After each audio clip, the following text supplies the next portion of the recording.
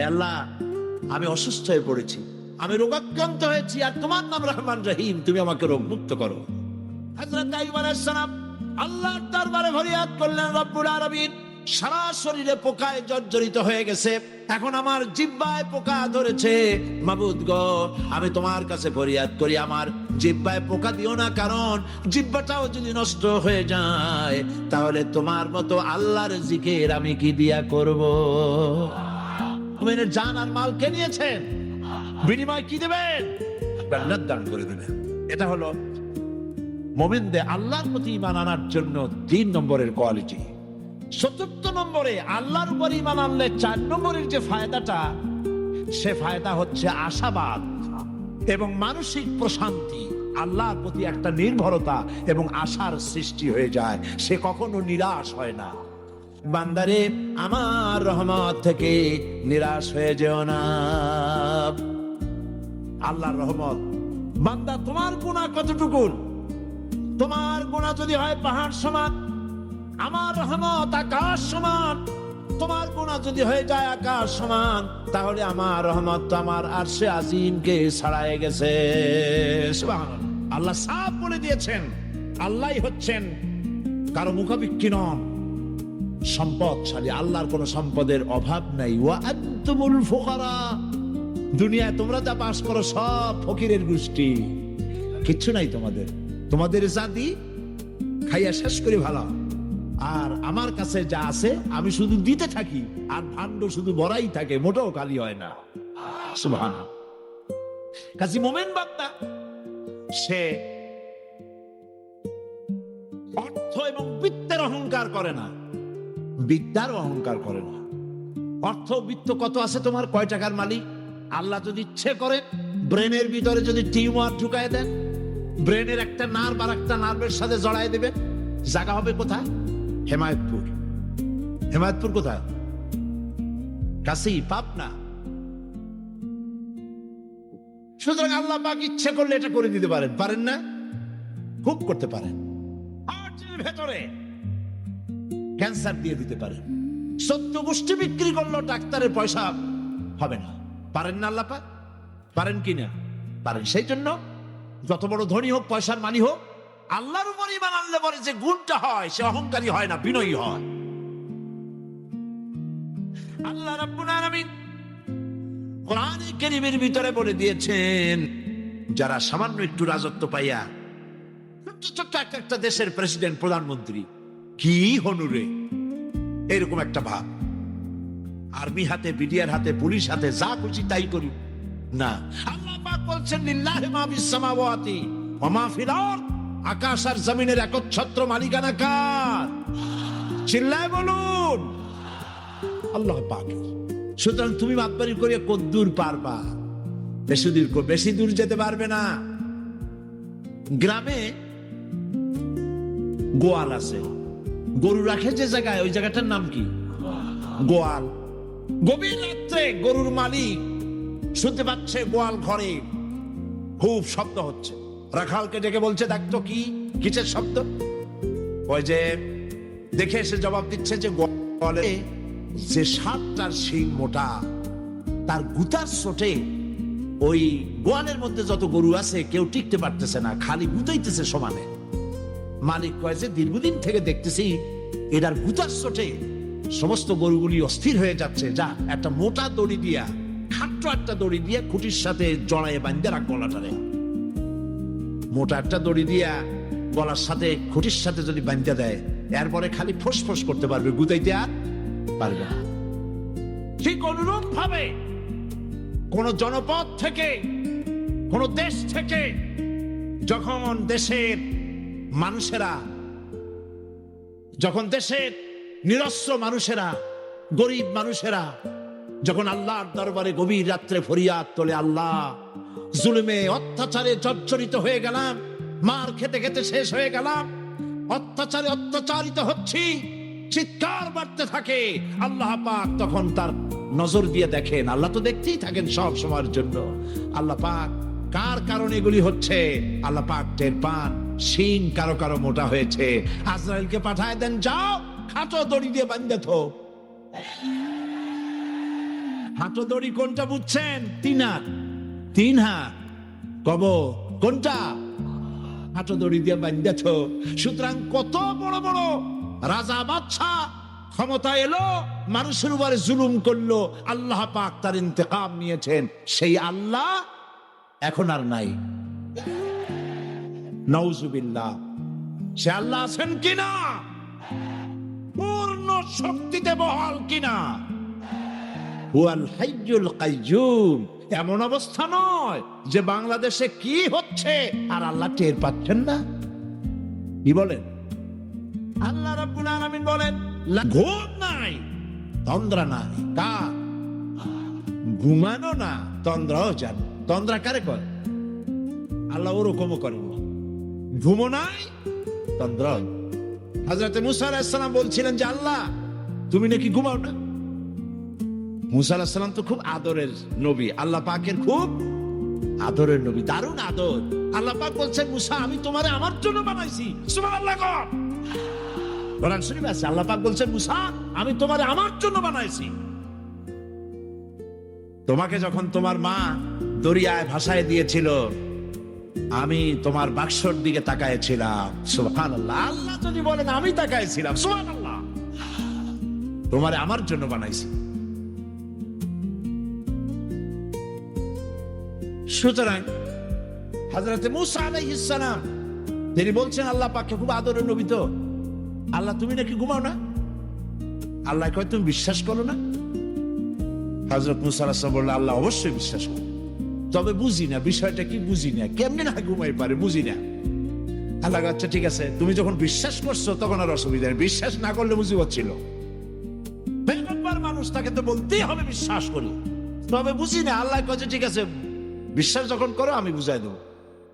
নিয়ে আসো এক গ্লাস পানি। এক গ্লাস পানি নিয়ে আসলাম, দাঁড়ায় থাকো।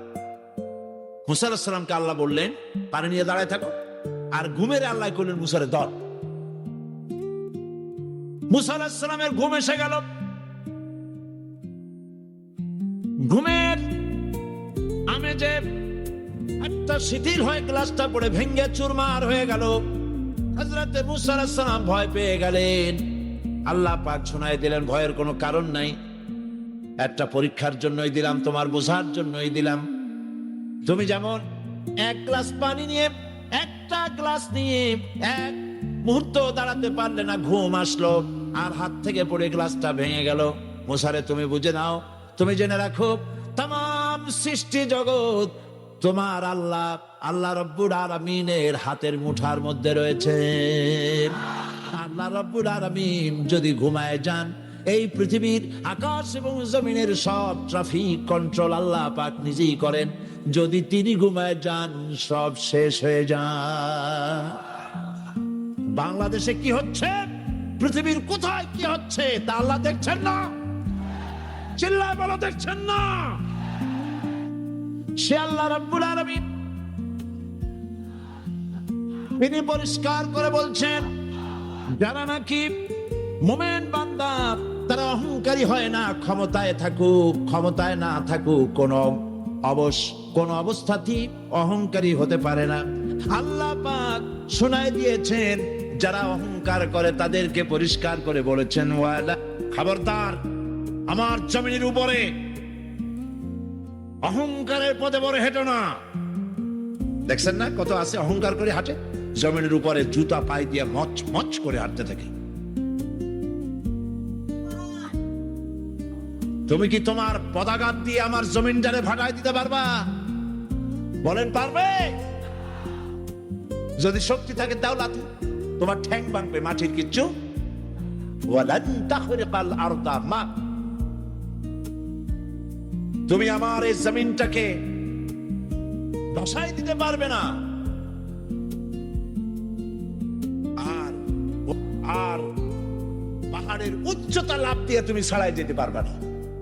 আমার জমিনও ফাটাইতে পারবে না লাথি দিয়া, লাফ দিয়ে পাহাড়ের উচ্চতাও ছাড়াইতে পারবে না। তো এত লাফাও কেন? মুমিন কম লাফাও, শক্তি কম দেখাও। আল্লাহ রাব্বুল আলামিন আবার বলেন আল্লাহর বান্দা যারা, সত্যিকারের বান্দা যারা, তারা দুনিয়ার বুকে বিনয়ের সাথে হাঁটে, মাথা নিচু করে বিনয়ের সাথে হাঁটে। সুবহানাল্লাহ। এই আল্লাহর প্রতি ঈমানের সব থেকে বড় লাভ হচ্ছে আত্মমর্যাদা সম্পন্ন বানায়। ঈমান তাকে বিনয় এবং বিনম্র বানায়, অহংকারী বানায় না। আর অহংকার করে তুমি যাবা কই? কদ্দুর ক্ষমতা তোমার? আল্লাহ কোরআন শরীফের বহু আয়াত দিয়ে এই কথাগুলি বলেছেন। আর এটা গেল 2। 3 নম্বরে আল্লাহর উপর ঈমান আনার, আমি কি বলতেছি বলেন তো দেখি, ফায়দা। আল্লাহর উপরে ঈমান আনার 3 নম্বরের ফায়দা হলো মুমিন ব্যক্তির মধ্যে বীরত্ব এবং নির্ভীক ভাব তার মধ্যে এসে যায়। সে নিজে মুজাহিদ, সে বীর, সে কাপুরুষ নয়। সুবহানাল্লাহ। আল্লাহর উপর ঈমানের কারণে বীরত্ব এবং নির্ভীকতার প্রশিক্ষণ তার মধ্যে তৈরি হয়ে যায়। কারণ মানুষের সবচেয়ে বড় ভয় হলো মৌতের। বলেন তো দেখি, বড় ভয় কিসের? বলেন সবাই। আর যারা বললেন না তারা, তাদের মৌতের কোনো ভয় নেই। মৌতের ভয় আছে কিনা? আছে। কিন্তু ভয় করে যাবেন কই? ভয় তো সেইটারে করা যায় যেটাকে ভয় করে এড়ানো যায়। এখন মৃত্যুকে ভয় করে আপনি কি এড়াইতে পারবেন? পারবেন? আল্লাহ পাক বলছেন মুমিন নির্ভীক হবে, বীরত্বে পরিপূর্ণ হবে, কাপুরুষ হবে না, মৌতের ভয়তে পালায়ে বেড়াবে না। আল্লাহ পাক বলছেন মরণ থেকে পালাও তুমি, মরণ তোমায় লইবে ঘিরি, যদিও সুদূর আকাশ পানে, লুকাও সেথায় লাগিয়ে সিঁড়ি। এ মহারোগের চিকিৎসক নাই, নাই সে ঔষধ জগতে, খুঁজিয়া কাতর হইলে কি হবে, পারিবে না তারে ফিরাতে। মৃত্যু যখন তোমার এসে যাবে, তোমাকে মৌতের হাত থেকে কেউ রেহাই দিতে পারবে না। মৃত্যু তোমার হবেই। সুতরাং মৌত যখন হবে তখন তাকে ভয় করে তো কোনো লাভ নাই। আর মৃত্যু কোথায় হবে, কখন হবে, আমরা কেউ জানি না। জানেন কোন মাঠে, কোন ময়দানে, কখন মৌত হবে কারো জানা নাই। এই সুতরাং মুমিন ব্যক্তি আল্লাহর উপর ঈমান আনার কারণে দুর্জয় মনোবল সৃষ্টি হয়। কাপুরুষ জীবনে কয়েকবার মরে, সাইকেলের টায়ার বাস্ট হয়েছে শুনে বেহুশ হয়, তারপরে ট্রাকের টায়ার বাস্ট হয়েছে শুনলে কানের তলা ফেটে যায়, বোম বাস্ট হয়েছে আওয়াজ শুনে হার্ট ফেল করে, পাথুসিয়ালের ডাক শুনলে কোনো হুশই থাকে না। এই হচ্ছে কাপুরুষদের কাজ। আর ইমানদার, ইমানদার ব্যক্তি এগুলি পরোয়া করে না। তার জানা আছে যে আমার নির্ধারিত সময়ের 1 মুহূর্ত আগে আমার মৌত হবে না। তো মৌত যখন আমার জন্য অবধারিত, দুনিয়ায় আসছি যখন, মৌত যখন হবে, সেই মৌত বিড়ালের মতো হোক তাকে চান, পাতিশিয়ালের মতো হোক তাকে চান? আমি তো বলি যে বিড়ালের মতো 500 বছর বেঁচে থাকার কোনো লাভ নাই। সিংহের মতো 5 মিনিট বাঁচুন। মির্জাফরের মতো 50 বছর বেঁচে থাকায় লাভ নাই। খালিদ বিন ওলীদের মতো, সিরাজউদ্দৌলার মতো বেঁচে থাকুন। সেই জন্য এই ক্ষণস্থায়ী জীবনকে কেন সেই অনন্ত সুখময় জীবনের জন্য উৎসর্গ করে দেব না, যা আল্লাহর কাছে পাওয়া যাবে কিয়ামতের দিন। দেখেন, মৃত্যু হওয়া উচিত মুসলমানদের শাহাদাতের মৌত হওয়া উচিত। কি মৌত হওয়া উচিত? আল্লাহকে আজকে প্রাণ খুলে বলি, আল্লাহ জীবন তো নিবাই, সুতরাং জীবন যখন নিবা, মৌতটা শাহাদাতের মৌত তুমি আমাদের দান করে দিও। কাপুরুষের মতো মরতে চাই না, শাহাদাতের মৌত চাই। সুবহানাল্লাহ বলেন, আমিন বলেন। মুমিন ব্যক্তি তার বড় ফায়দা, সে সাহসী হয়। সুবহানাল্লাহ বলেন। দেখেন বুখারী শরীফের হাদিস, যুদ্ধের জন্য, বদরের যুদ্ধ, রাসূল সাল্লাল্লাহু আলাইহি ওয়াসাল্লাম সৈন্যদেরকে রিক্রুট করছেন, কিন্তু কথা বলতে গিয়ে রাসূল করিম সাল্লাল্লাহু আলাইহি ওয়াসাল্লাম দাওয়াত দিচ্ছেন, কিন্তু মনে মনে চিন্তাও করছেন যে সামান্য কিছু লোক, অস্ত্রপাতি কম, এই জিহাদের অবস্থাটা তারা কিভাবে নেবে।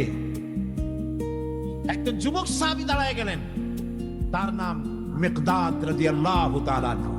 যুবক, এই পৃথিবীতে যুবকদের ইসলামের সবচাইতে অবদান কাদের? চিল্লায় বলো। যুবকদের অবদান সবচাইতে বেশি। হযরত মিকদাদ রাদিয়াল্লাহু তাআলা আনহু তিনি দাঁড়ায় গেলেন। হাদিস, হে রাসূল, আপনি আমাদেরকে নিয়ে চলুন। কত সৈন্য তারা আসতেছে, কত অস্ত্র নিয়ে আসতেছে, এটা আমাদের ভাববার বিষয় নয়। আপনি আমাদের নিয়ে চলুন। হাইসুমা তাশা আয় হাইসুমা আমারাকাল্লাহ, আল্লাহ আপনাকে যেদিকে আমাদের নিয়ে যাইতে কয় আপনি সেই দিকে আমাদের নিয়ে চলুন। অর্থাৎ হে রাসূল, আমরা বনি ইসরায়েলের মতো বলবো না। শোনেন, আমরা বনি ইসরায়েলের মতো বলবো না যে মুসা তুমি এবং তোমার আল্লাহ এই দুইজনে গিয়ে ফেরাউনের বিরুদ্ধে যুদ্ধ করো, আমরা যাবো না, আমরা বসে থাকবো। এই কথা আমরা বলবো না। আমরা মুসা আলাইহিস সালামের উম্মত নই, আমরা মুহাম্মদ সাল্লাল্লাহু আলাইহি সাল্লামের উম্মত। বরং আমরা বলবো আপনি চলুন, আমরা আপনার সাথে আল্লাহর হুকুম মাফিক লড়বো, জিহাদ করব। ততক্ষণ পর্যন্ত মা দামাত আইনুম মিন্না তাতাররাফ, যতক্ষণ পর্যন্ত আমাদের চোখের পাতা নড়তে থাকে ততক্ষণ আপনার সাথে থেকে কাফেরের বিরুদ্ধে লড়াই করে যাব। জীবনের পরোয়া তারা করেন নাই, জীবনের পরোয়া করেননি। হুজুর সাল্লাল্লাহু আলাইহি ওয়াসাল্লাম দারুণ ভাবে খুশি হয়ে গেলেন। হুজুর হেজিটেট ফিল করছিলেন যে এই সামান্য কিছু লোক, অস্ত্র নাই, পাতি নাই, এতগুলি লোকের বিরুদ্ধে যুদ্ধ করতে যাবে। যুবকের মুখে এই কথা শুনে হুজুর দারুণ খুশি হলেন। আল্লাহর নবী বললেন, ও সাহাবীরা, তোমাদের মনোভাব যখন এই, তোমাদের মানসিকতা যখন এই, চলো আমার সাথে বেহেশতের দিকে, সেই জান্নাতের দিকে যেই জান্নাত আল্লাহর আকাশ আর জমিনের চাইতে অনেক প্রশস্ত। চলো আমার সাথে বেহেশতে, সুবহানাল্লাহ, চলো আমার সাথে জান্নাতে। ফাকামা উমাইর বিন হামাম ওয়া কানা ইয়াকুলু তামার। হযরত উমাইর নামক একজন যুবক দাঁড়ায় গেলেন এবং তিনি হাতে কতগুলি খরমা ছিল, সেই খরমাগুলি তিনি চিবোচ্ছিলেন। রাসূলুল্লাহর বক্তৃতা শুনতেছিলেন আর খরমা চাবাচ্ছিল। খরমা চাবান, বিচিগুলি ফেলে দেন, এভাবে করতেছেন, হাতে কতগুলো খরমা। হযরতে উমাইর বলছেন, ফাকালা বাহ বাহ, অর্থাৎ আয় আযমাহু আয় আহসানাহু, হে রাসূল আপনি কি সুন্দর কথা বললেন। আপনার সাথে লড়াই করতে যাব কাফেরদের বিরুদ্ধে, সেই লড়াই করলে এমন বেহেশত পাবো যে বেহেশত হবে আকাশ আর জমিনের চাইতেও প্রশস্ত। তাহলে ওয়াল্লাহি হাত্তা আকুলাহুন্না ইন্নাহা লাহায়াতুন তাবিলা, তাহলে আমার হাতে যে খরমাগুলি আছে এই সমস্ত খরমাগুলি খেতে গেলে কিন্তু অনেক সময় লেগে যাবে। এত সময় বেহেশতে যাওয়ার জন্য আমি তো তর সহ্য করতে পারবো না। আর আমার ভিন্ন হাতের সব খরমা ভালাই দিলেন, যুদ্ধে ঝাঁপায় পড়লেন। অনেকক্ষণ কাফেরদের বিরুদ্ধে লড়াই করে হযরত উমাইর শাহাদাত বরণ করলেন। রাসূলুল্লাহ তার লাশের কাছে গিয়ে আঙ্গুল দিয়ে ইশারা করে বললেন, ইন্নাকা মিন আহলিহা। উমাইর, তুমি যেই বেহেশতে যাওয়ার জন্য খরমাগুলি খাওয়ার সময় পাচ্ছিলে না, তাড়াতাড়ি করে খরমাগুলি হাত দিয়ে ফেলে দিয়েছিলে, আমি আল্লাহর রাসূল, আমি সাক্ষ্য দিচ্ছি অবশ্যই আল্লাহর সেই জান্নাত তোমার জন্য অবধারিত। মুমিন ব্যক্তি সে কখনো মৃত্যুর ভয়ে উদ্দেশ্য হাসিল থেকে চুপ করে বসে থাকে না। সে ভয় করে কেবলমাত্র কাকে? সে মৃত্যুর ভয়, মৃত্যু হবে এবং আমার জন্যে বিশ্বাস রাখতে হবে। আমার জন্যে যদি কোনো বুলেট এর উপরে আমার নাম লেখা থাকে, পৃথিবীর সমস্ত মানুষ আমাকে পাহারা দিয়ে সেই বুলেট থেকে আমাকে রক্ষা করতে পারবে না। আর যদি কোনো বুলেটে আমার নাম লেখা না থাকে, সারা পৃথিবীর সমস্ত মানুষ বৃষ্টির মতো গুলি বর্ষণ করলেও একটি গুলিও আমাকে বিদ্ধ করতে পারবে না। এটার নাম হলো ঈমান। এটার নাম কি? এই ঈমান পেলাম কোথায়? কোথায় পেলাম? কোরআন শরীফ। কোথায় পেয়েছি? আল্লাহ রাব্বুল আলামিন বলেন, একথা সুস্পষ্ট, আল্লাহর অনুমতি ব্যতিরেকে বান্দার কোনো ক্ষতি সাধন কেউ করতে পারে না। জোরে বলেন সুবহানাল্লাহ। কেউ কারো কোনো ক্ষতি করতে পারবে না।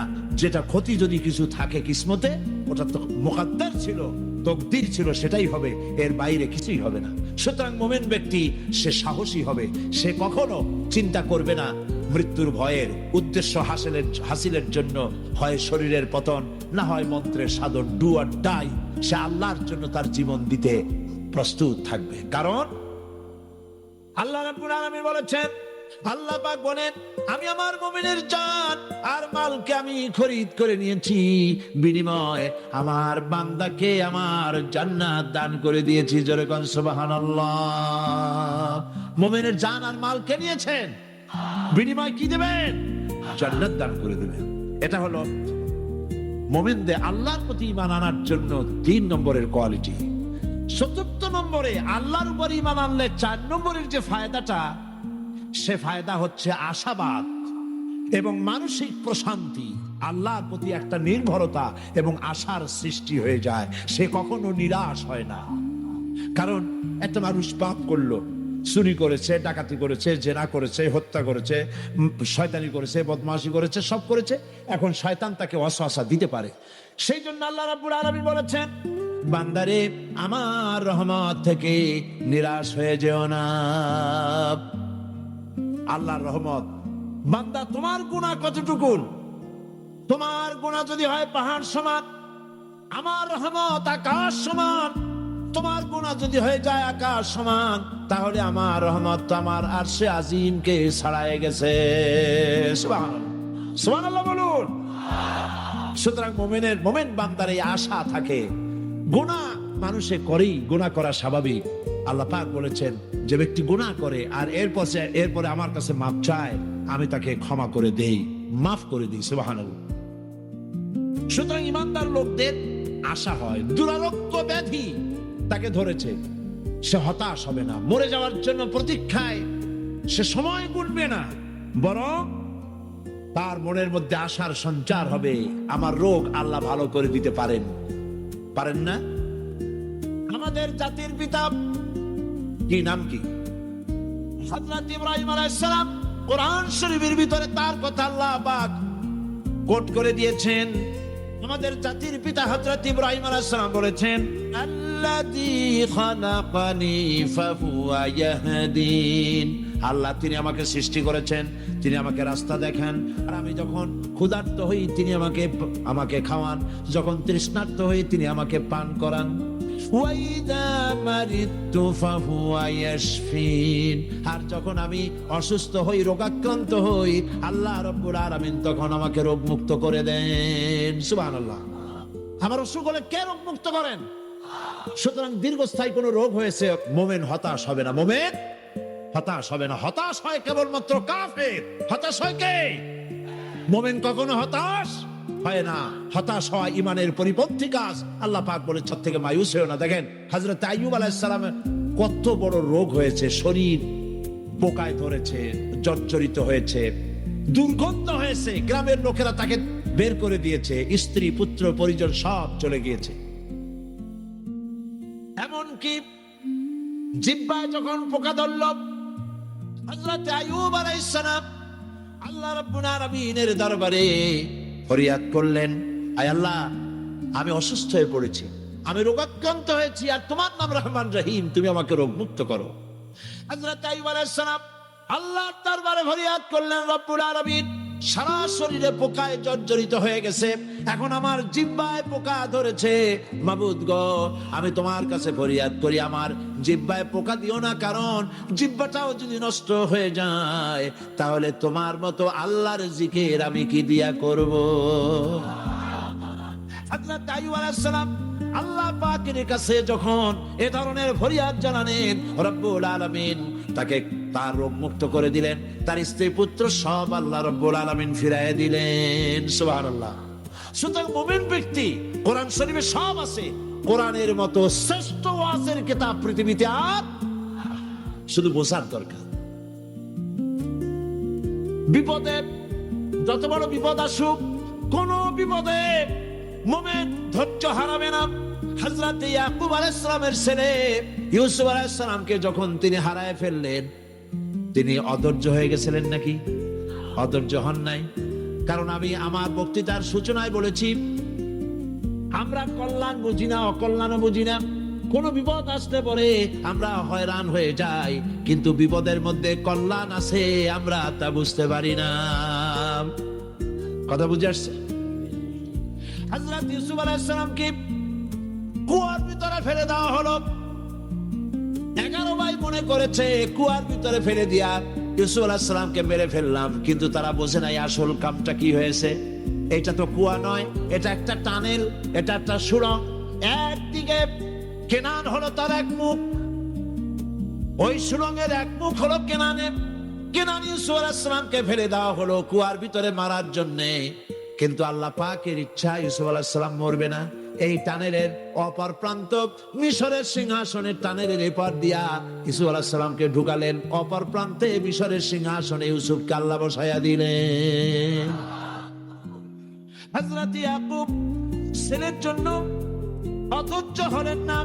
যখন তিনি খবর পেলেন ছেলে বাঘে খেয়ে ফেলেছে, তিনি তখন বলেছেন, আমি উত্তম ভাবে ধৈর্য ধারণ করলাম এবং আমি বিশ্বাস করি আল্লাহ রাব্বুল আলামিন আমার হারানো সবকিছু আমাকে ফিরায় দিবেন। বহু বছর পর যখন হযরত ইউসুফ আলাইহিস সালাম প্রেসিডেন্ট হয়েছেন মিশরের, 11 ভাই গেল সেখানে সাহায্য আনার জন্য। সেই ঘটনা তো শোনাবো না, এমনি বলে যাচ্ছি। এরপরে তিনি তাদেরকে পরিচয় দিলেন, ওরা ভয় পেয়ে গেল। তিনি বললেন, ভয়ের কোনো কারণ নাই, লা তাসরিবা আলাইকুমুল ইয়াউম, আজকে আমি কোনো প্রতিশোধ তোমাদের নেব না। সুবহানাল্লাহ। এর নাম পয়গম্বর, এর নাম কি? আল্লাহর নবী।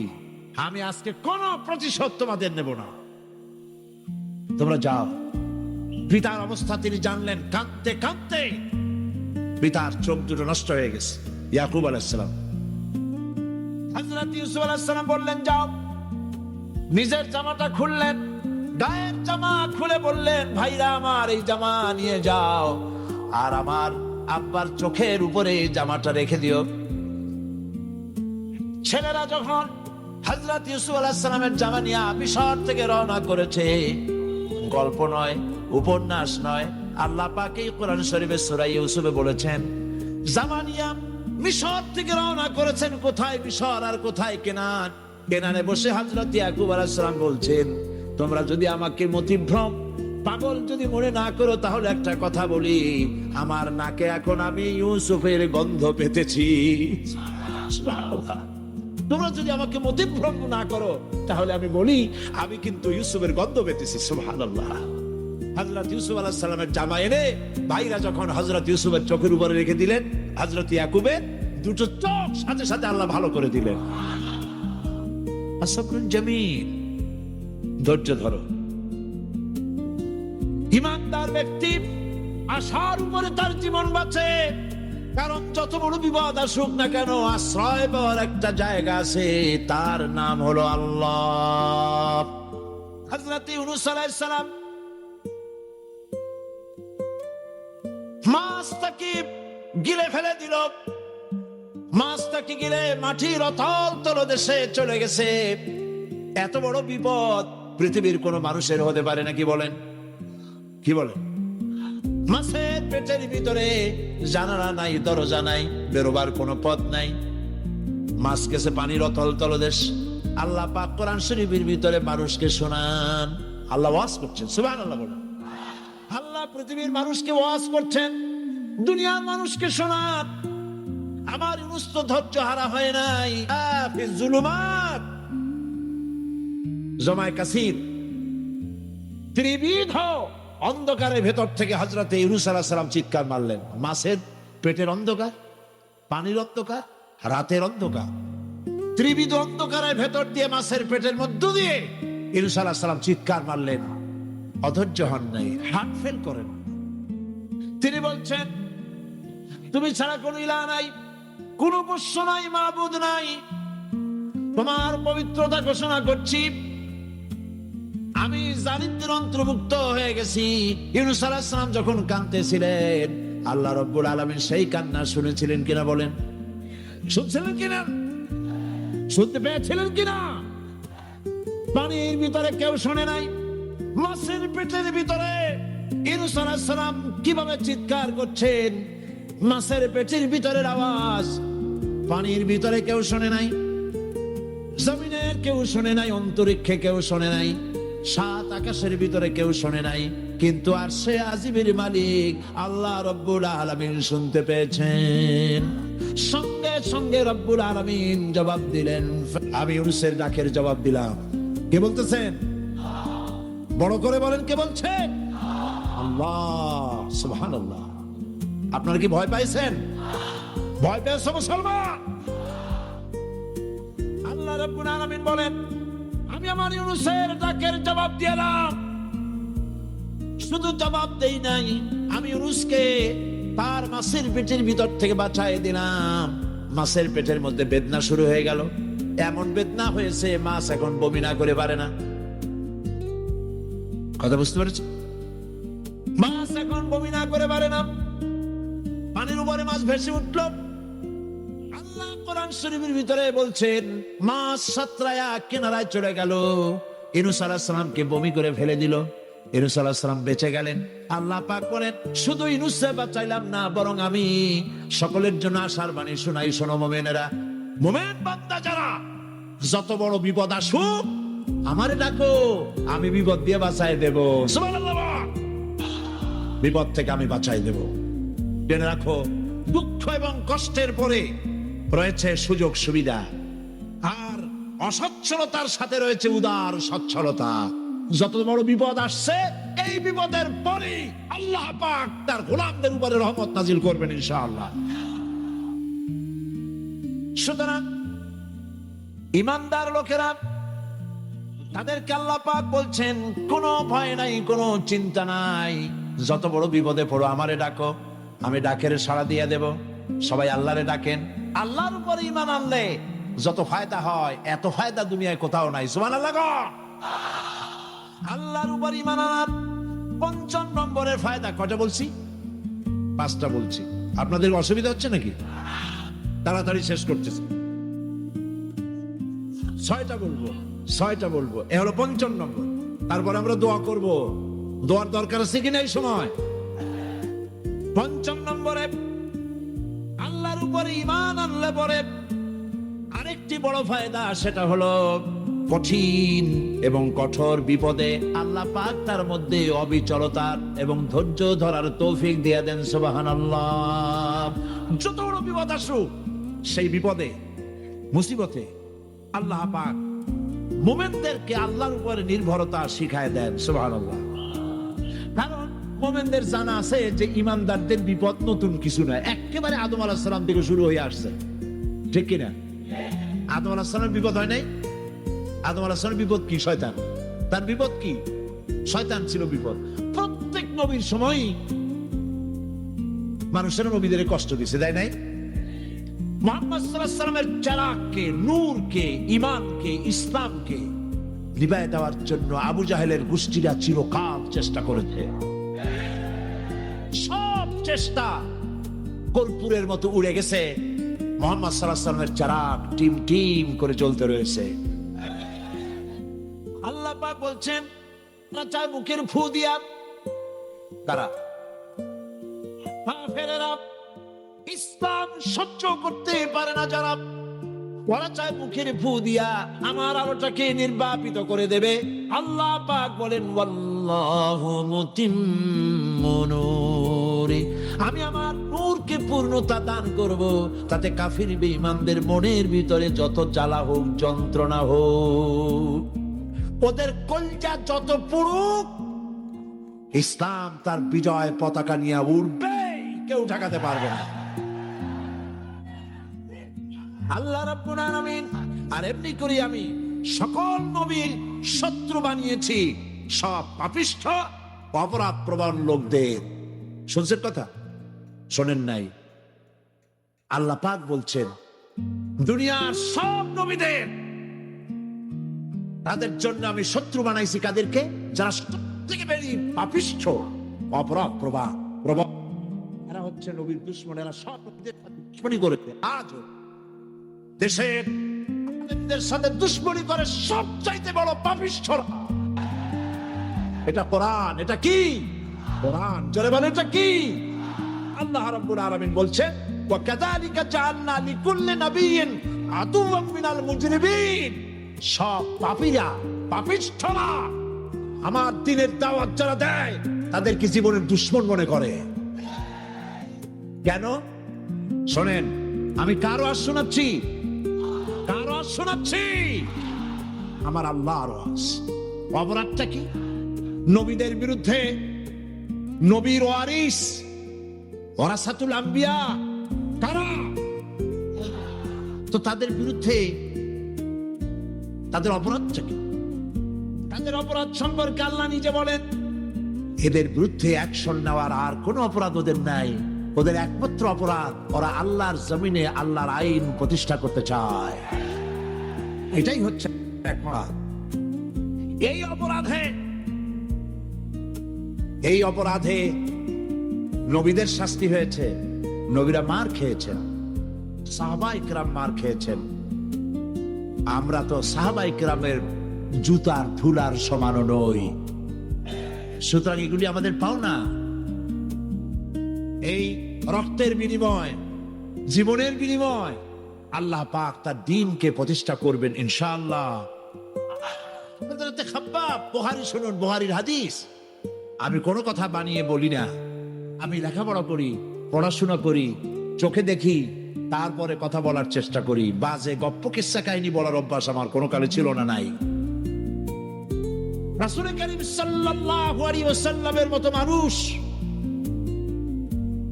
ওনার মতো মানুষ, আহারে, আর চাইতে শ্রেষ্ঠ মানুষ কি পৃথিবীতে আছে? তিনি মার খাইছেন না খান নাই? আহা, কিভাবে তাকে মারলো!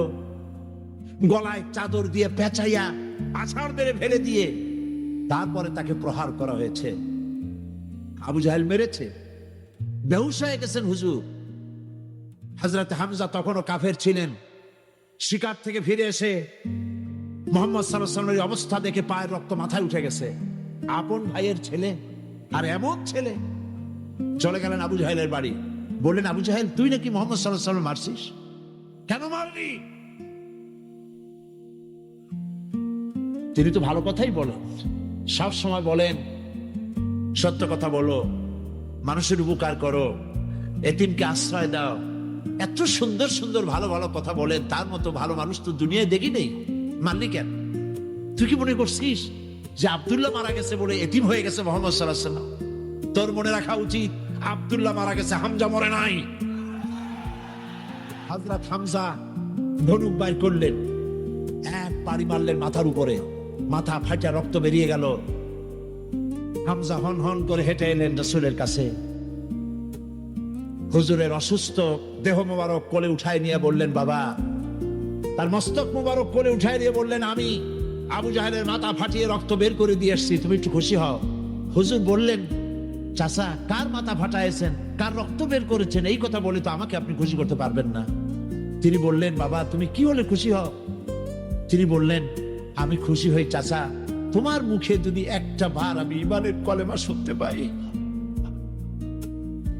হযরতে হামজা বললেন, মুহাম্মদ সাল্লাল্লাহু আলাইহি ওয়াসাল্লাম, আমার বুঝতে মোটেও কষ্ট হয়নি, তুমি কোনো সাধারণ মানুষ নও। সাধারণ মানুষের প্রতিশোধে তুমি বিশ্বাসী হতে, খুশি হতে, প্রতিশোধে বিশ্বাসী হওনি।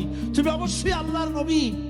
আমি আল্লাহকে সাক্ষী রেখে, আমি তোমাকে সাক্ষী রেখে ঈমানের কালেমা ঘোষণা করছি। আমার আল্লাহর দ্বীন প্রতিষ্ঠার জন্য আমার নবীদেরকে কষ্ট করতে হয়েছে, সাহাবায়ে কেরামদেরকে কষ্ট করতে হয়েছে, আল্লাহর ওলিদেরকে। ইমাম আবু হানিফা রাহমাতুল্লাহ আলাইহি 8 বছর জেলের মধ্যে রাখা হয়েছিল। ইমাম আহমদ বিন হাম্বলকে চাবুক মেরে মেরে গায়ের কষ্ট আর চামড়া তুলে ফেলে দেওয়া হয়েছিল। তারপরেও তারা বাতিলের সামনে মাথা নত করে নাই। এর নাম হচ্ছে ইসলাম। এর নাম কি? বুখারীর হাদিস, হযরত খাব্বাব বিন আরিত রাদিয়াল্লাহু তাআলা আনহু। বুখারীতে হাদিসটা ভাবে এসেছে। তিনি বললেন, আমরা রাসূলের কাছে গেলাম, যাই দেখি রাসূল কারীম সাল্লাল্লাহু আলাইহি ওয়াসাল্লাম কাবা শরীফের ছায়ায় আরাম ফরমাচ্ছেন। আমরা কাছে গিয়ে বললাম, আলা তাস্তানসিরু লানা আলা তাদউ লানা ইয়া রাসূলুল্লাহ, হে রাসূল, আপনি কি আমাদের জন্য দোয়া করবেন না? আমরা তো মার খেতে খেতে শেষ হয়ে গেলাম। আমাদের খাব্বাবকে, খুবাইবকে, আম্মারকে, সুমাইয়াকে মেরে শেষ করে দিল। ওরা আমাদেরকে না খাওয়ায় রাখে, সারা রাত খেতে দেয় না, ঘুমাতে দেয় না। তারা আমাদের বেলালকে মেরে মেরে রক্তাক্ত করে উত্তপ্ত মরুভূমির উপরে চিৎ করে শোয়ায়, বুকের উপরে পাথর চাপা দিয়ে রেখেছে। ওরা সাহাবায়ে কেরামদেরকে মারতেছে, না খাওয়ায় রাখতেছে। হুজুর, আপনি কি আল্লাহর কাছে দোয়া করবেন না? এখনো কি দোয়ার সময় আসে নাই?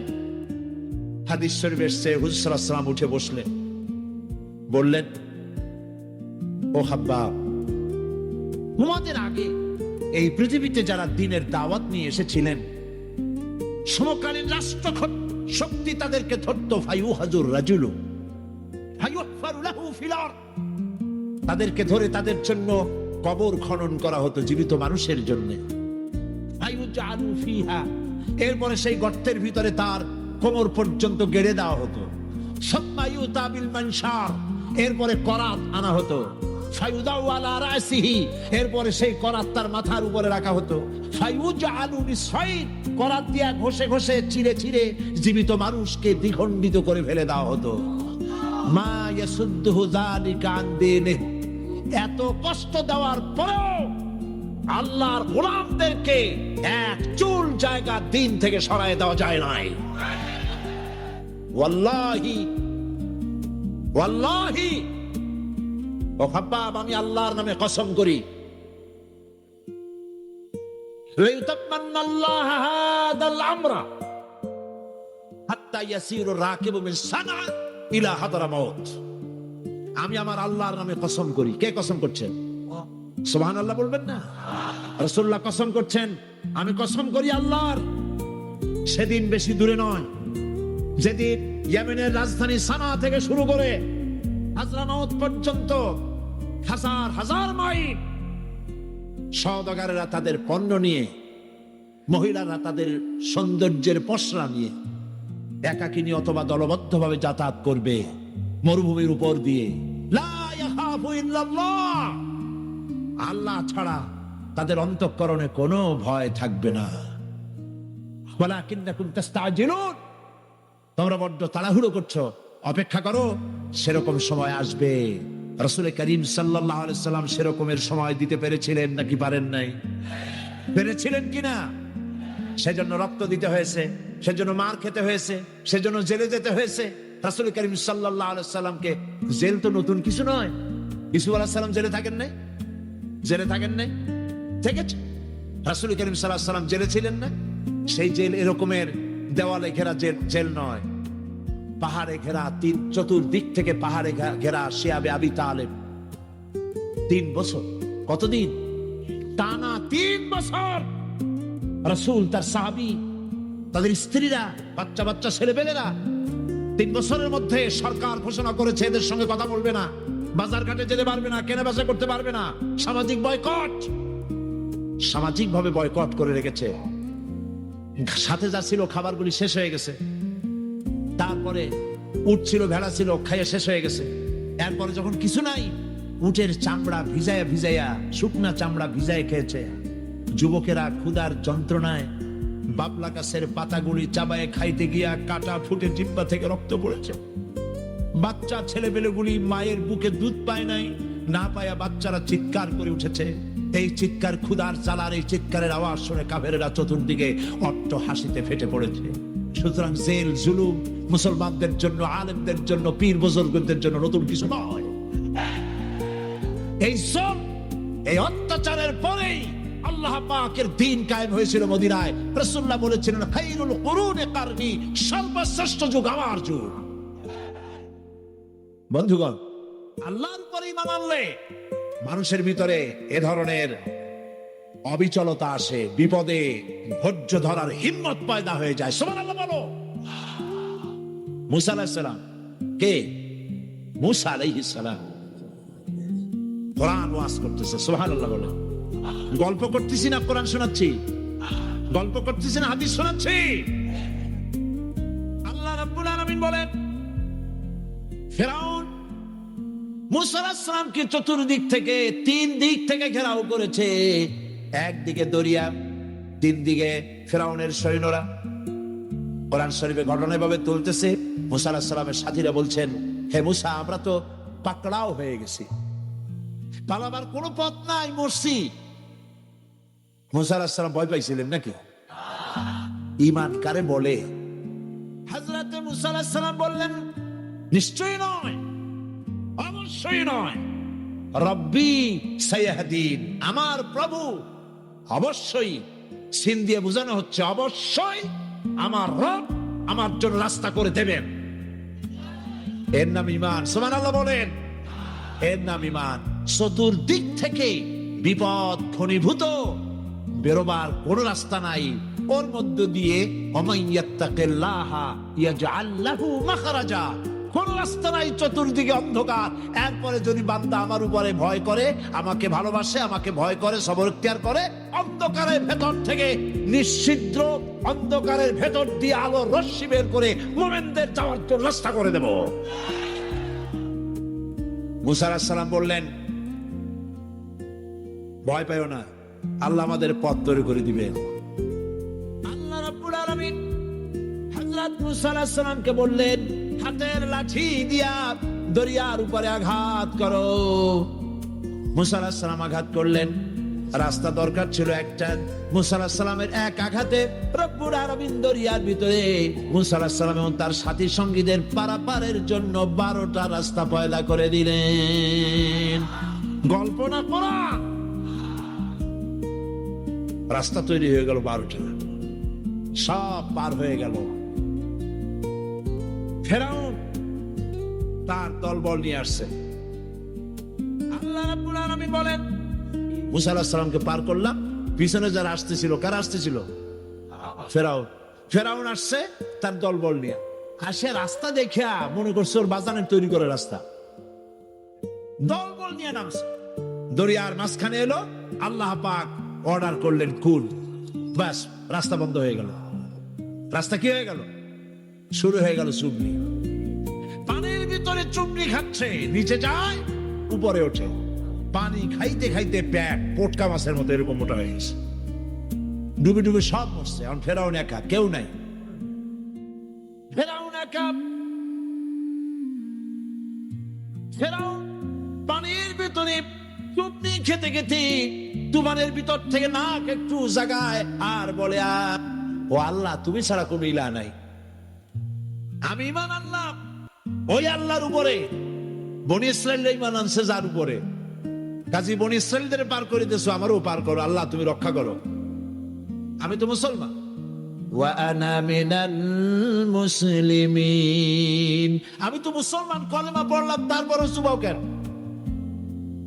আল্লাহ রাব্বুল আলামিন বলেন, এখন ঈমান আনতেছো, আরে পূর্বে আমার দিন যারা জমিনে প্রতিষ্ঠিত করতে চেয়েছে তাদেরকে জেল দিয়েছো, জুলুম করেছো, অত্যাচার করেছো, আজ তোমাকে ছাড়বো না। তোমাকে শুধু মারবই না, আলিয়াউমা নুনাজ্জিকা বিবাদানিক, আলিয়াউমা নুনাজ্জিকা বিবাদানিক, আমি তোরে শুধু মারবই না। কে বলতেছেন? জোরে বলেন, কে বলতেছেন? আমি তোরে শুধু মারবই না, আলিয়াউমা নুনাজ্জিকা বিবাদানিক, আমি তোর শরীরটারে বাঁচাই দেব। তোর শরীর পানিতে পচবে না, পোকায় খাবে না, মাটিতে পচাবে না, পরে আমি শুটকি বানায় রাখবো। কিয়ামত পর্যন্ত দুনিয়ায় যত ফেরাউন আর ফেরাউনের বাচ্চারা আসে, তোরা দেখে যেন তারা ইতিহাস স্মরণ করে। আল্লাহ রাব্বুল আলামিন কোরআনে কারীমের মধ্যে পরিষ্কার করে মানুষদেরকে বুঝায় দিয়েছেন, আল্লাহর উপর ঈমান আনলে পরে তার হিম্মত বেড়ে যায়, মনের বল বেড়ে যায়। সুবহানাল্লাহ।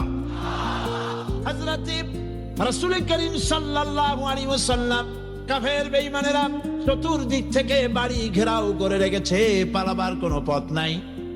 ঘুমেছিলেন তিনি, জিবরাইল এসে বলেন, ইয়া রাসূলুল্লাহ, ঘুমের থেকে জাগুন, আল্লাহ আপনাকে সালাম বলেছেন আর আপনাকে হিজরত করার জন্য মদিনায় আল্লাহর অর্ডার করেছেন। বাড়ির চতুর্দিকে কাফেররা তরবারি নিয়ে দাঁড়ানো। নবীজি ঘুমের থেকে জেগে হযরত আলীকে ডেকে বলেন, আলী রে, আমার বিছানায় আমার চাদর মুড়ি দিয়া ঘুমায় থাকো, আল্লাহ আমাকে অর্ডার করেছেন, আমি মদিনায় চললাম। হযরত আলী হুজুরের দিকে তাকায় বলেন, ইয়া রাসূলুল্লাহ, আপনার বিছানায় আপনার চাদর মুড়ি দিয়ে আমি ঘুমায় থাকবো। সকালবেলায় কাফের বেঈমানেরা এই ঘরের মধ্যে প্রবেশ করে আপনার কম্বলের নিচে আমারে দেখে তারা মোহাম্মদ মনে করে আমারই তারা কেটে কেটে টুকরা টুকরা করে দেবে। আমার কোনো আপত্তি নাই, কোনো ভয় নাই, কোনো চিন্তা নাই, কোনো দুঃখ নাই, বরং আমার মনের মধ্যে এটাই তৃপ্তি হবে যে আমি আলীর জীবনের বিনিময়ে আল্লাহর নবী দুনিয়ায় বেঁচে থাকছেন। নবীজি ঘরের থেকে বেরোলেন, চতুর্দিকে দেখেন কাফের বেঈমানেরা দাঁড়ানো, শত শত কাফের, হাতে তরবারি। হুজুর সাল্লাল্লাহু আলাইহি ওয়াসাল্লাম এক মুষ্টি বালু হাতে নিলেন, এক মুঠো বালু হাতে নিয়ে ফু দিয়া বালুগুলো ছেড়ে দিলেন। ঘরের চতুর্দিকে যত কাফের ছিল সবগুলির চোখের মধ্যে বালি ঢুকে গেছে। চোখের মধ্যে যদি বালি ঢোকে তাহলে কি মজা লাগে না? দুই হাত দিয়া সমানে ঘষা শুরু করছে কাফেররা, দুই চোখ আঙ্গুল দিয়া ঘষাঘষি করছে। এই ফাঁকা নবীজি বেরিয়ে গেলেন, একটা কাফেরও দেখে নাই নবী কোথায় গেলে।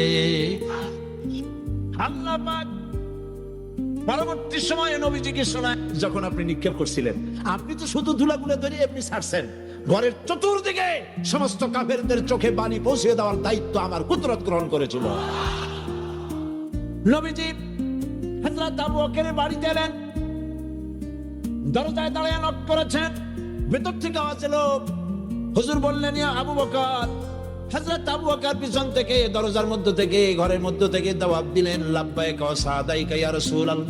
হুজুর প্রশ্ন করলেন, আবু বকর, গভীর রাত্রে জিবরাইল আমারে ঘুম থেকে জাগাইলো, তোমারে জাগাইলো কে? একটা কে উঠলা কেমনে? হযরত আবু বকর বলেন, ইয়া রাসূলুল্লাহ, আপনি আমারে নিয়ে হিজরত করবেন বলেছিলেন, আমি চিন্তা করেছি না জানি কত রাত্রে নবীজি আসেন, আর আমার দরজায় দাঁড়ায়া নবীজি আমারে ডাকবেন, আমি থাকবো শুইয়া, বেয়াদবি হয়ে যাবে। এই জন্য বিছানায় না ঘুমায়া আপনার পবিত্র জবানের ডাক শোনার জন্য এত রাত ধরে এই দরজার সঙ্গে দাঁড়াইয়া দাঁড়াইয়া ঘুমাইতেছিলাম। নবীজি হযরত আবু বকর রাদিয়াল্লাহু তাআলা আনহুকে সঙ্গে করে নিয়া মদিনার পথ পরিহার করে মেসফালার মধ্য দিয়া যারা হজে গেছেন দেখে আসছেন, মেসফালা জাবালে কেদোয়া, মেসফালার উপর দিয়া জাবালে কেদোয়ার উপর দিয়া আরো একটা পাহাড় পাড়ি দিয়া জাবালে সুরে চড়ে গেলেন। সন্ধ্যা হয়ে গেল, ফজর হয়ে কি বলে ফজরের রক্ত হয়ে গেল। হযরত আবু বকর বলেন, ইয়া রাসূলুল্লাহ, পালাবার উপায় নাই, ধরা পড়ে যাব, তাড়াতাড়ি চলেন গুহার মধ্যে ঢুকি। তবে পাহাড়ে গুহা, সাপ থাকতে পারে, বিচ্ছু থাকতে পারে, আমি আগে ঢুকি, কোনো বিপদ হয় আমার উপরে হয়ে যাক, আল্লাহর নবী সুস্থ থাকুক। হযরত আবু বকর কি মহব্বত, নিজের জীবনের চাইতে রাসূলের মহব্বত বেশি, সুবহানাল্লাহ। এই জন্য নবীজি বলেছেন, ও আমার সাহাবীরা, तमाम পৃথিবীর সমস্ত মুমিনের ঈমান যদি এক পাল্লায় রাখা হয় আর একা আবু বকরের ঈমানটা যদি আর এক পাল্লায় রাখা হয়, তোমরা দেখতে পাবে तमाम পৃথিবীর মুমিনের ঈমানের তুলনায় এক আবু বকরের ঈমানের পাল্লাটা ভারী হয়ে গেছে। হযরত আবু বকর গুহা সাফ করে হুজুরকে ডাকলেন, হুজুর ভিতরে ঢুকলেন, বলেন, আবু বকর, সারা রাতের একটা বিরাট অংশ হাঁটছি, পাহাড় বেয়েছি, কষ্ট হয়েছে, তুমি একটু বসো, তোমার উরুর উপরে মাথা রেখে আমি একটু ঘুমায় যাই। হুজুর ঘুমায় গেলেন। হযরত আবু বকর লক্ষ্য করলেন গুহার গায়ে অনেকগুলি ছিদ্র, এই ছিদ্র দিয়া বড় বড় সাপ বেরোতে পারে, বিচ্ছু বেরোতে পারে, পাহাড়ে কি বেরোয় ভয় পেলেন তিনি। তিনি জামা ছিঁড়ে ছিঁড়ে, চাদর ছিঁড়ে ছিঁড়ে গর্তগুলি বন্ধ করতে লাগলেন। একটা কয়েকটা গর্ত বন্ধ করা গেল না, কাপড় শেষ। এবার তিনি নিজের পা দিয়া গর্ত বন্ধ করে বসে আছেন। বিষধর এক সাপ বহু চেষ্টা করেছে বেরোবার, কোন পথ না পেয়ে ছিদ্র পথে বেরিয়ে এসে হযরত আবু বকরের পায়ের উপরে দংশন করেছে। হযরত আবু বকর বিষের যন্ত্রণায় চোখ দিয়ে পানি পড়ছে, চোখের পানি দেখে রাসূলুল্লাহ ঘুম ভেঙে গেল। ঘুম ভেঙে হুজুর দেখেন হযরত আবু বকরের চোখে পানি। হযরত রাসূল জিজ্ঞেস করেন, আবু বকর কাঁদো কেন? বাড়ির কথা মনে পড়লো নাকি?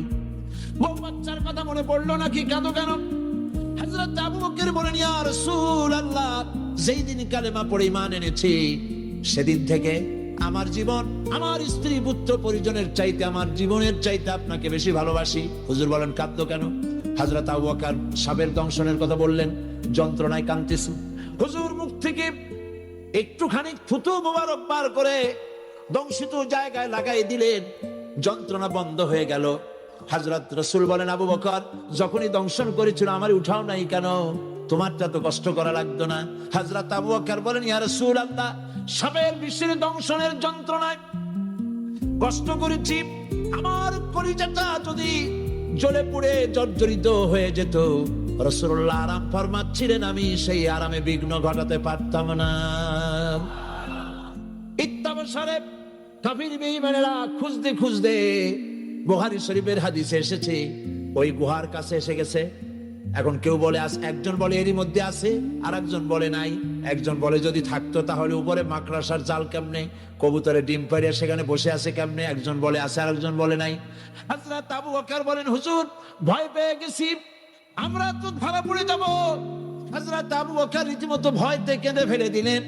আল্লাহর নবী হযরত আবু বকরকে এই বিরাট বিপদের মধ্যে, এমন গুহা, বসলে পরে মাথা দেখা যায়, শুয়ে হাঁটু উঁচু করলে হাঁটু দেখা যায়, স্বল্প পরিসর, অগভীর ছোট্ট গুহা, আমরা ধরা পড়ে গেছি, উপায় নাই। আল্লাহর নবী হযরত আবু বকরকে কি বলে সান্ত্বনা দিয়েছিলেন, কোরআন শরীফে আল্লাহ পাক তা উঠায় দিয়েছেন, ও আমার সাথী, ভয় পেও না, আমরা মাইনরিটি নই, আমরাই মেজরিটি, কারণ আল্লাহ রাব্বুল আলামিন আমাদের সাথে আছেন। গুনাহগুলি করেছিলি নাকি? এইটা এইসব গুনাহ করেছিস নাকি? আল্লাহ জিজ্ঞেস করবেন বান্দাকে, অবস্থাটা কেমন হবে চিন্তা করেন। বান্দা এইগুলি করেছিস নাকি? বান্দা ভয়তে থরথর করে কাঁপতে থাকবে, কলিজা ভয়তে কাঁপতে থাকবে, অস্থির হয়ে যাবে। সে স্বীকার করবে, রব্বুল আলামিন তুমি যা বলেছো, আমি এর সব অন্যায় আমার দ্বারা হয়েছে, আমি বুঝতে পারি নাই, আমাকে মাফ করে দাও। রব্বুল আলামিন বান্দাকে বলবেন, যা বান্দা, আমি আয় আল্লাহ তোমার জাহান্নামের শাস্তি থেকে তোমার কাছে মাপ চাই। আল্লাহ পাক বলেন, এই জাহান্নামের শাস্তি বড়ই প্রাণান্তকার হবে। আল্লাহ কত বিরাট, সুবহানাল্লাহ। আশিকে মুসলিম পাগল দরুদ পারা মুস্তাফা আল্লাহুম্মা সাল্লি আলা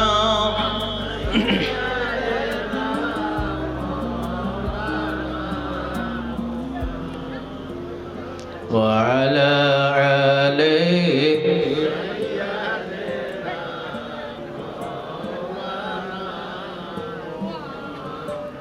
একটু প্রাণ খুলে কালিমার জিকির, লা ইলাহা ইল্লাল্লাহ, লা ইলাহা, লা ইলাহা ইল্লাল্লাহ, লা ইলাহা, লা ইলাহা ইল্লাল্লাহ, লা ইলাহা, লা ইলাহা, লা ইলাহা ইল্লাল্লাহ মুহাম্মাদুর রাসূলুল্লাহ সাল্লাল্লাহু আলাইহি ওয়াসাল্লাম। সম্মানিত আজকের এই জালিস রহমানের সুনামধন্য হুজুর সভাপতি সাহেব, আমন্ত্রিত নামন্ত্রিত আগত উলামায়ে দ্বীন, মুরব্বীগণ, যুবক বন্ধুগণ, পর্দার আড়ালে থাকা মা ও বোনেরা, আমরা সকলে মিলে মহান মাওলার শুকর আদায় করি, বলি আলহামদুলিল্লাহ। আর একটু জোরে আলহামদুলিল্লাহ। ভাই মহতরম দোস্ত বুজুর্গ, বাইরে অনেক মানুষ, কিন্তু ভিতরে মানুষ নাই। এই জায়গায় ধর্ম সবার টাক না দিয়ে যদি বলা হতো সুপার ডিস্কো ড্যান্স ধামাকা, মানুষের অভাব হইতো গো, মানুষের অভাব হইতো না। বাণিজ্য মেলায় দেখছি আমাদের কয়াকুচিতে শেষের দিন কয়াকুচি বাজারের এক মাথায় থেকে আরেক মাথায় গেতে কম 2 ঘন্টা লাগে, এত মানুষ। কিন্তু ধর্মসভায় মানুষ নাই, জানে যে ওই জায়গায় গেলে হুজুরা নামাজ রোজা ওযু গোসল তাই তো কব, ও তো জানি, তাই না? আজকালে মানুষ তো ধরেন সর্ববিদ্যা বিশারদ, কোনোটাই জানবার বাকি নাই। মোবাইলে ধরুন ওয়াজ হই না, কোন হুজুরের ওয়াজ কিরকম যাই না শেষ দিছে, তাই না? ওয়াজ তো সব মুখস্থ হয়ে গেছে গা, খালি আমল করে না, বেজালে নেই, তাই না? বেজালে নেই। আজকে না গতকালকে কয়াকুচি বাজারে এক মুরব্বী ধরনের মানুষই জিজ্ঞাসা করে, হুজুর এই যে খালি কোন ইসলামের শান্তি, ঢুকলেই শান্তি শান্তি, কিন্তু খালি না পৃথিবীতে দেখি মুসলমানি মারি খায়, এই শান্তি গেল কোনে? কেসার প্রশ্ন কি আমরা খারাপ করছি? এটা ইসলামে ঢুকলেই শান্তি, কিন্তু পৃথিবীতে তাকাইলে দেখা যায় খালি মুসলমানই মাইর খায়। কথাও কিন্তু হাসা হাসা না বন্ধুগণ। আমি ওনারে জিজ্ঞাসা করছি, আপনিও তো একজন মুসলমান, তাই না? ই আইসাতে কয়, হুজুর কয় কি আমরা চিনুন নাম না? আমি বললাম গাড়িতে চড়ুন, আপনি এই বেশ সেই চড়েন, যদি আপনি মুসলমান না হিন্দু এটা কেমনে বুঝুন? হ্যাঁ, আমরা তো তেই জাতের মুসলমানই। আমার মুরব্বীগণ, মানে এক যুবক হুজুরের কাছে যায়, হুজুর একটু দোয়া করেন, বলে কি আল্লাহ জানে একটা পোলা দেয়। ঠিক আছে, দোয়া করে দিছি। বছরখানি পরে আবার গেছে, হুজুর দোয়া করেন। কি হয়েছে? পোলা হয় নাই, দোয়া করেন। আবার দিছে দোয়া করে। 3 নম্বর বছরও গেছে, হুজুর কয় তোর তো পোলাও তারিখ হয় নাই। বলে না হুজুর,